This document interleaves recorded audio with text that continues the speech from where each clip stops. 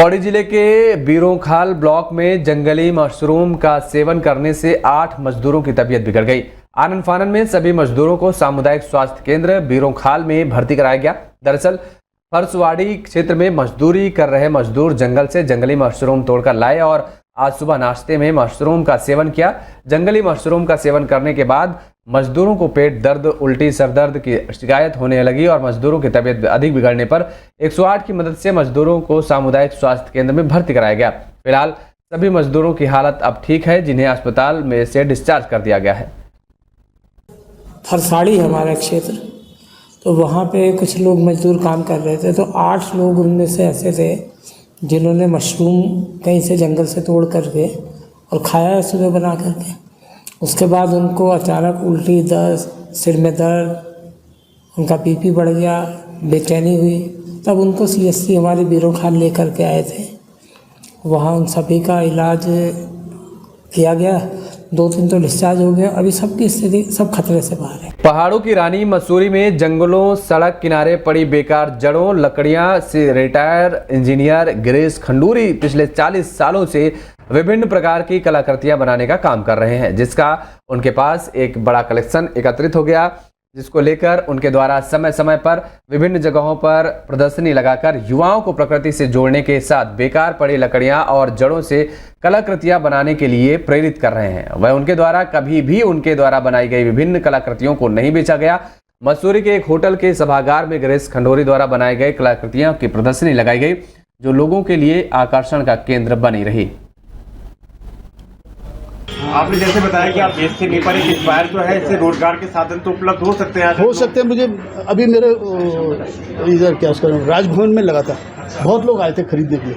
मैंने कहा मैं बेचता नहीं, मैंने खाली उसमें लिखा हुआ नॉट फॉर सेल, और बाद में बच्चों को इंस्पायर करने के लिए मैं कर रहा हूँ, ताकि ये बच्चे एक छोटे जड़ से भी काम कर सकते हैं। जहां एक और हरिद्वार प्रशासन कांवड़ यात्रा को लेकर की गई सभी व्यवस्था दुरुस्त होने के दावे कर रहा है, तो दूसरी तरफ प्रशासन के इन दावों की पोल ये खस्ता हाल पड़ा पुल और सड़क के दोनों ओर से टूटी पटरियां खोल रही हैं। ये तस्वीरें रुड़की लक्सर मार्ग की हैं, जहां डोसनी फ्लाईओवर के कुछ जोड़ खराब हो चुके हैं और फ्लाईओवर के ऊपर पर बनी सड़क को जोड़ने वाले लोहे की पट्टी टूट चुकी है। तो वहीं दूसरी तरफ हुसैन गांव लेकर बसेड़ी काली मंदिर तक सड़क के दोनों तरफ की पटरी जगह जगह से टूट चुकी है। बता दें कि कांवड़ यात्रा के दौरान भारी संख्या में शिव भक्त बड़े बड़े वाहनों के साथ इसी मार्ग से होकर हरिद्वार गंगा जल लेने पहुंचते हैं, जहां ऐसी स्थिति में कोई बड़ी घटना घट सकती है। वहीं स्थानीय लोगों का कहना है कि बीते वर्ष यहां भयंकर वाली बाढ़ आई थी और जिससे यह सड़क बहुत ज्यादा खराब हो गई है, जिसको लेकर वह अधिकारियों को कई बार अवगत करा चुके हैं, लेकिन कोई भी अधिकारी इस पर ध्यान नहीं दे रहा। उनका कहना है कि आज 1 साल गुजर गए हैं, दोबारा कांवड़ यात्रा शुरू होने जा रही है, लेकिन इसकी किसी ने सुध तक नहीं ली। हर जगह देख लिए गड्ढे ही गड्ढे हैं, कम से कम 10-10, 15-15 फुट के गड्ढे हैं। अगर पानी दोबारा आ गया तो कुछ भी बड़ी अनहोनी हो सकती है।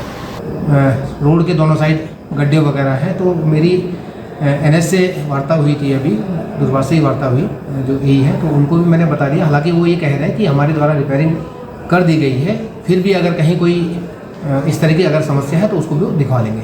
सतचंडी जन कल्याण समिति द्वारा विगत 2010 से डिप्लोमा इन ऑप्टोमेट्री का सफलतापूर्वक संचालन करने के बाद मुख्यालय पौड़ी के नजदीकी क्यार गांव में निर्मित नए भवन में आज से Garhwal institute of paramedical science के नए कोर्सों का पूजा अर्चना के साथ शुभारंभ कर दिया गया है।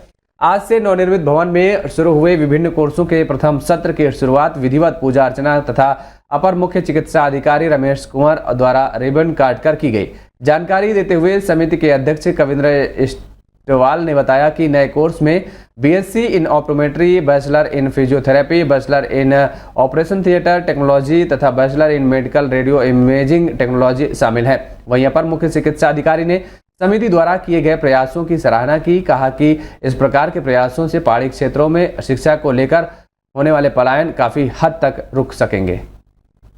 इससे जो एजुकेशन के लिए जो पलायन होता है स्टूडेंट्स के, उसमें काफ़ी गिरावट आएगी और इससे एक एक फ़ायदा ये भी होगा कि जो और भी जो यहाँ पे लोग हैं वो भी प्रयास करेंगे कि इसी तरह के एजुकेशन हब के रूप में इस जो पहाड़ी क्षेत्र को डेवलप करने की कोशिश करी जाएगी और इनको जितना भी यहाँ पे बढ़ावा मिले तो काफ़ी अच्छी और खुशी की बात होगी।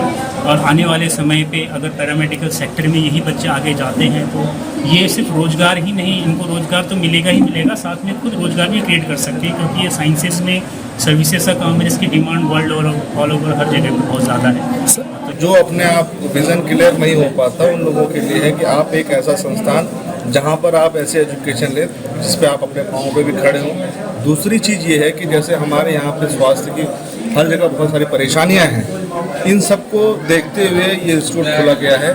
आगे में अभी इसमें 4 कोर्सेज हम लोगों ने स्टार्ट किए हैं जो कि HNV से एफिलिएटेड हैं और हम भविष्य में भी इसको और आगे बढ़ाने की कोशिश करेंगे। नैनीताल के चकलुआ में निर्माणाधीन एथेनॉल फैक्ट्री के विरोध में हजारों की संख्या में ग्रामीणों ने कालाढूंगी तहसील का घेराव किया और हजारों ग्रामीणों ने सामूहिक आत्मदाह की चेतावनी भी दी। ग्रामीणों ने प्रशासन को चेतावनी देते हुए कहा कि अगर आज फैक्ट्री के निर्माण कार्य को रोकने का आदेश जारी नहीं हुआ तो हजारों ग्रामीण तहसील परिसर में ही अनिश्चितकालीन धरने पर बैठेंगे और सामूहिक आत्मदाह करने को मजबूर होंगे।